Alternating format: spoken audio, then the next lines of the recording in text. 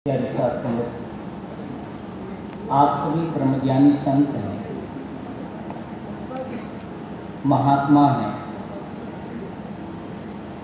आपके चरणों के स्पर्श से ही जीवन में हरियाली आती है, खुशियाँ आती है, क्योंकि ब्रह्म ज्ञान ही सभी सुखों का दाता है। लेकिन यह भी अकाट्य सत्य है कि महात्माओं ने, संतों ने हमेशा ही हमें खबरदार किया है। कहते हैं ब्रह्म ज्ञान ज्ञानो नहीं, कर्म लियो छुटकाए, तुलसी ऐसी आत्मा सहज नरक में जाए। बड़ी विचित्र बात है, ब्रह्मज्ञानी को ही ब्रह्मज्ञानी संत खबरदार करते हैं। ब्रह्म का ज्ञान तो तुमने पाया, लेकिन उसे समझ नहीं पाया। यही कारण है कि तुम्हारे कर्म अलग हो गए हैं। फिर आगे कहते हैं तुलसी ऐसी आत्मा सहज नरक में जाए। ब्रह्म ज्ञान को जानकर भी, प्राप्त करके भी अगर उसे अपना नहीं पाए तो ये हमारा सबसे बड़ा दुर्भाग्य है। अब यहीं पर प्रश्न उत्पन्न होता है कि हम ब्रह्म के ज्ञान के बारे में, इसकी सच्चाई के बारे में कैसे जानेंगे। एक छोटी सी कथा याद हो आई, आप संतों से ही सीखा है। कहते हैं कि एक धर्मानुरागी राजा थे, बहुत ही प्रजापालक, दयावान। उनके राज्य में किसी चीज की कमी नहीं थी, क्योंकि राजा स्वयं ब्रह्मज्ञानी थे। लेकिन आहिस्ता आहिस्ता समय का ऐसा प्रभाव चढ़ा कि वह राजा खुद ही विस्मित हो उठा, अचंभित हो उठा, यह जानने के लिए उत्सुक हो उठा कि आखिर ब्रह्म ज्ञान है क्या। उनके राज्य में जितने भी विद्वान थे उनसे पूछा गया था, वह सर्वोच्च ज्ञान है, इससे ऊंचा कोई ज्ञान नहीं। तो राजा ने क्या किया, अपने मुल्क के जितने भी विद्वान थे, पढ़े लिखे, धर्मानुरागी, धर्म पर चलने वाले, सभी को बुलाया और समस्या एक ही रखी। मेरी समस्या यह है कि मैं खुद नहीं जान पा रहा हूं कि सर्वोच्च ज्ञान क्या है। सभी कहते हैं कि ब्रह्म ज्ञान ही सर्वोच्च ज्ञान है। तो जितने व्यक्ति वहां उपस्थित थे वे एक दूसरे की नुक्ताचीनी करने लगे। एक धर्मावलंबी दूसरे धर्म को नीचा दिखाने लगा। हमारे धर्म में यह श्रेष्ठता है, इसके धर्म में यह निम्नता। राजा और दुखी हो गया। तभी राजा के पास एक साधारण सा इंसान, देखने में लगता है कि कोई मंगता है, भिखारी है, बड़ा साधारण वेशभूषा। उसने दरबार में आकर राजा से पूछा, हे राजा, आपके बारे में सुना है, आप तो स्वयं धर्म मर्मज्ञ हैं, लेकिन ये कैसा प्रश्न आप ले बैठे? ऐसी कौन सी भावना आपके दिल में आ गई कि आप इतने उदास नजर आते हैं? राजा ने कहा, मैं अत्यंत दुखी हूं, क्योंकि सभी कहते हैं कि ब्रह्म ज्ञान सर्वोच्च ज्ञान है, लेकिन ब्रह्म ज्ञान है क्या?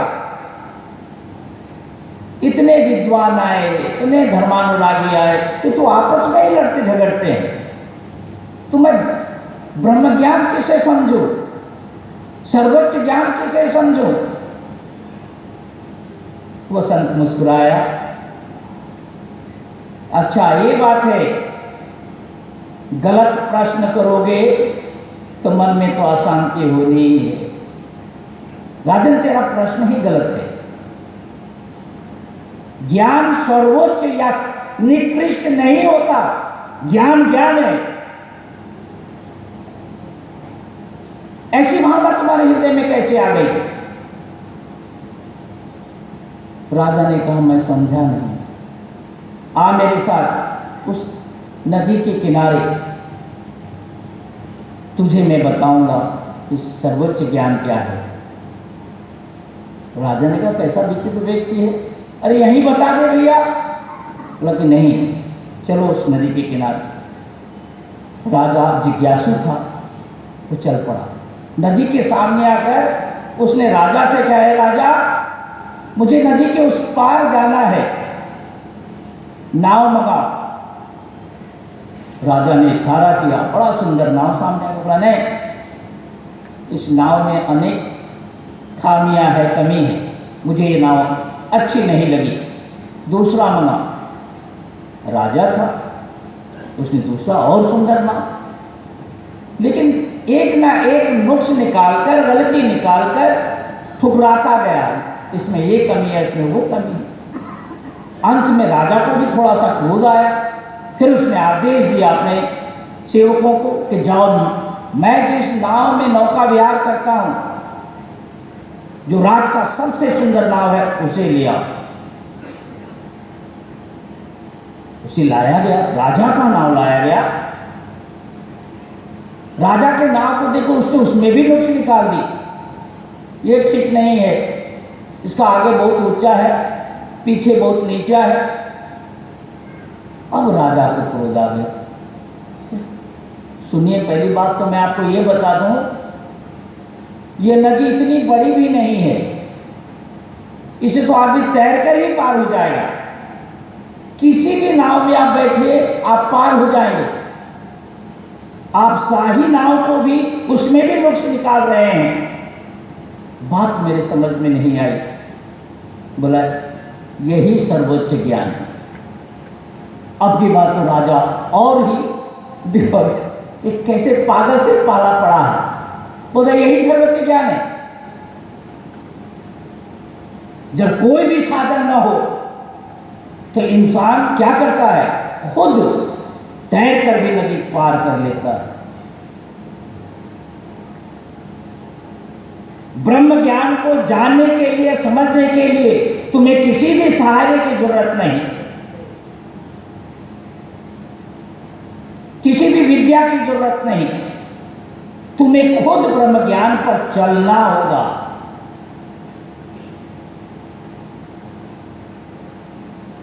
चलकर दिखाना होगा, खुद करना होगा। हे राजन, अगर कोई व्यक्ति डूब रहा है, कोई उसके पास नहीं, तो उसकी मदद कौन करता है?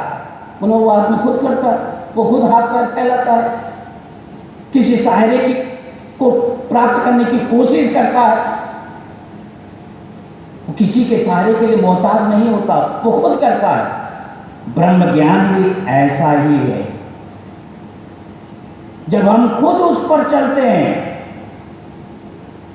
तब ब्रह्म ज्ञान की बात समझ में आती है। वरना ब्रह्म ज्ञान को समझने के लिए कोई ऐसी चीज नहीं बनी। कोई कहता है कि जो बड़ा ही विद्वान है वह ब्रह्म ज्ञानी हो सकता है। संसार में जितने भी बड़े बड़े भक्त हैं, जिनके सामने स्वयं परमात्मा प्रकट हुए, एक भी विद्वान नहीं, एक भी विद्वान नहीं थे।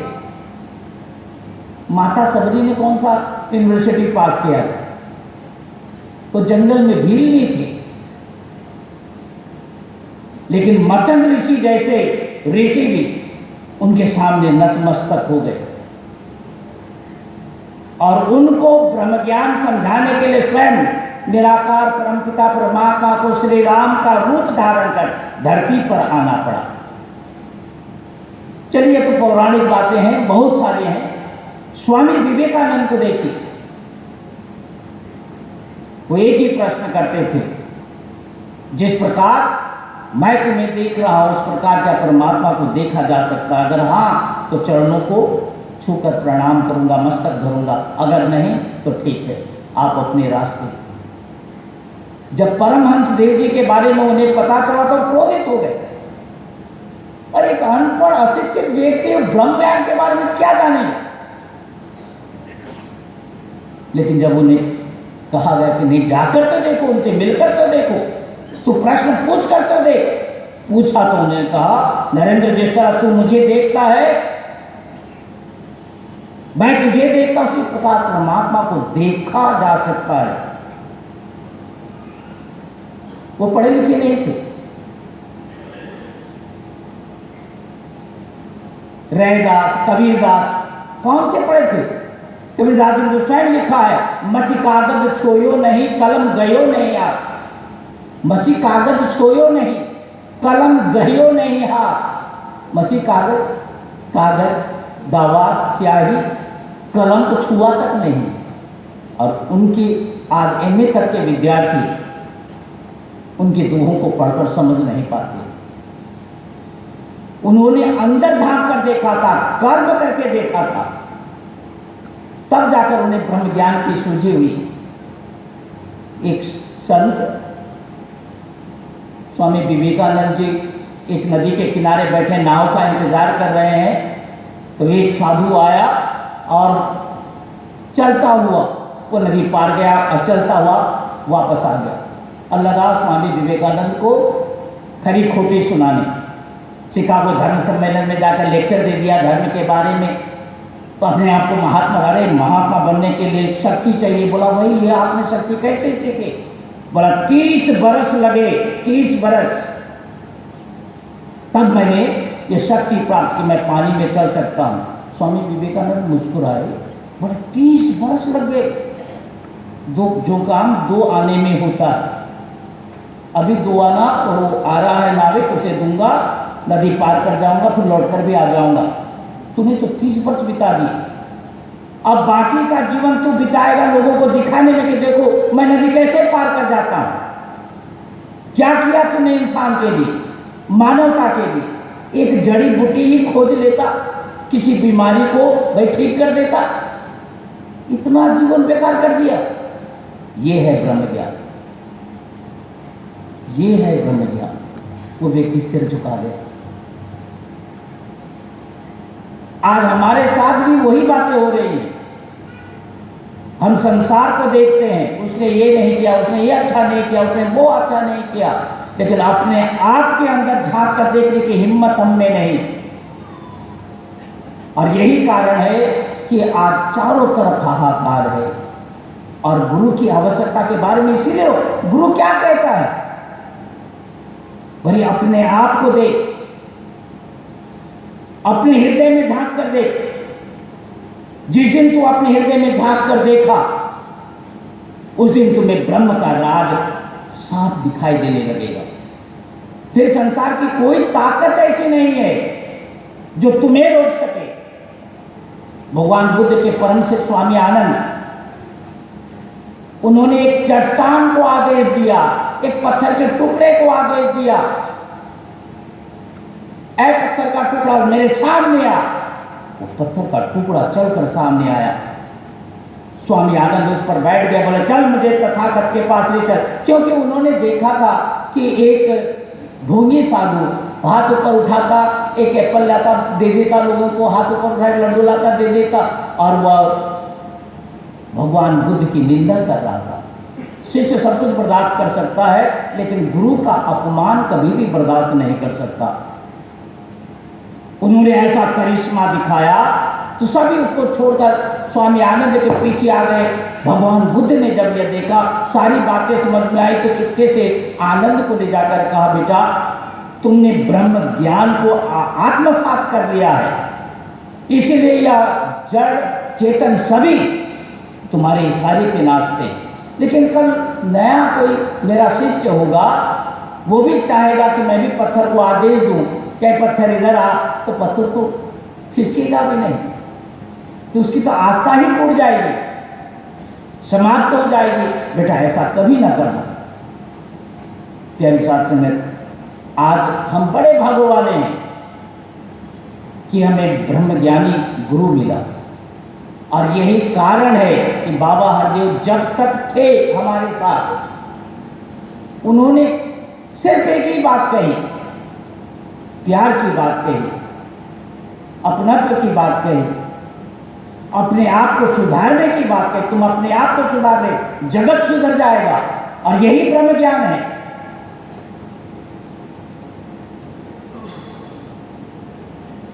इसी से इंसान को मुक्ति प्राप्त होगी, क्योंकि जिसने अपने आप को जान लिया, पवित्र बाइबल में लिखा है, if you know thyself you know God. अरे पहले अपने आप की पहचान कर, गॉड को छोड़, अपने आप को झांक कर देख, अपने आप में झांक कर देख। अगर तूने अपने आप को पहचान लिया कि तू परमपिता परमात्मा की संतान है, उसी दिन तेरा कायाकल्प हो जाएगा, सब कुछ बदल जाएगा। हर कोई तुझे परम पिता का स्वरूप नजर आएगा। आज कोई भी व्यक्ति दावा तो करता है कि हम प्यार करते हैं, लेकिन उसके प्यार में स्वार्थ की बू आती है। जब तक स्वार्थ है, प्यार है। जिस दिन स्वार्थ समाप्त हो गया, उस आदमी को पहचानने से भी वो इनकार कर देता। उसका प्यार स्वार्थ तक ही सीमित। आज का इंसान बन गया है जिद्दी। उसे चाहिए सिर्फ निज स्वार्थ की सिद्धि। निज स्वार्थ की सिद्धि के लिए छाया है उसमें ऐसा जुनून कि कर सकता है वह मानवता का भी खून। मानवता के मरते ही रूह रानी अपलाती है और सचमुच यह धरा मरघट नहीं बन जाती है। जिस दिन मानवता मिट गया तो रहा क्या? आज सभी निस्वार्थ को साधने में लगे और स्वार्थ को ही प्रेम का जामा पहनाते हैं और अपने आप को भुलावा देते हैं। ऐ इंसान, तू सबको तो छल सकता है, लेकिन सबसे बड़ा ठग तो तेरे सामने खड़ा है। इससे बड़ा ठग कोई दूसरा नहीं। आप किसको ठगेंगे? महिषासुर चिल्ला रहा था कि मैंने ब्रह्मा को ठग दिया, मैंने ब्रह्मा को ठग दिया, मैं सर्वशक्तिमान हूं, मुझे एक नारी ही मारेगी। जो देवता नहीं मार सकते, असुर नहीं मार सकते, यक्ष नहीं मार सकते, सर्प नहीं मार सकते, वो एक नारी के हाथों मरेगा। मैंने बूढ़े ब्रह्मा को ठग दिया। माता दुर्गा प्रकट हुई और कहे, भस्मासुर, सॉरी महिषासुर, याद रख ब्रह्मा जी से क्या मांगा था। एक नारी के हाथों में तो वही न, तेरी मौत खड़ी है तेरे सामने, तब वो घबराता। आज हमारे भी हालत वही है। अनेक कार्य हम करते हैं और ये सोचते हैं कि हमने परमात्मा को ठग दिया, और ठगे हम स्वयं जाते हैं। यही कारण है कि बाबा जी ने हमेशा एक ही बात कही, अगर आप मेरे संत हैं, अगर आप मेरे भक्त हैं, तो एक दूसरे की प्रशंसा कीजिए, एक दूसरे से प्यार कीजिए, मोहब्बत कीजिए, एक दूसरे के दुख में काम आइए। ये दुख में काम आना, एक दूसरे से मोहब्बत करना ही ब्रह्म ज्ञान है। ये निरंकार है। इशारा कर दिया, ब्रह्म ज्ञान मिल गया, बड़ी खुशी की बात है। कि हम कहते हैं दास भी ऐसा ही था। दास को तो ज्ञान ही समझ में नहीं आया। कहे पर 2 वर्ष तक लड़ता रहा, 2 वर्ष तक ज्ञान समझ में नहीं आया। ये निरंकार समझ में बात आई। हाँ, बड़ा कुछ चल धनिकार कर, सबको धनिकार कर दिया, लेकिन प्रश्न चिन्ह हृदय में बना रहा।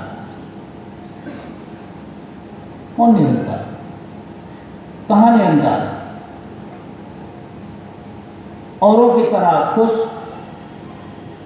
लेकिन सत्संग में आने के पश्चात जिस दिन बाबा जी की हत्या हुई, एक अजीब सी शक्ति हृदय में उत्पन्न होता, संगत नहीं जाता था। बाबा जी की हत्या के साथ ही, बाबा गुरुवचन सिंह जी महाराज की हत्या के पश्चात ही दास के हृदय में भावना जागी कि चलो देखें हमें कौन मारता है।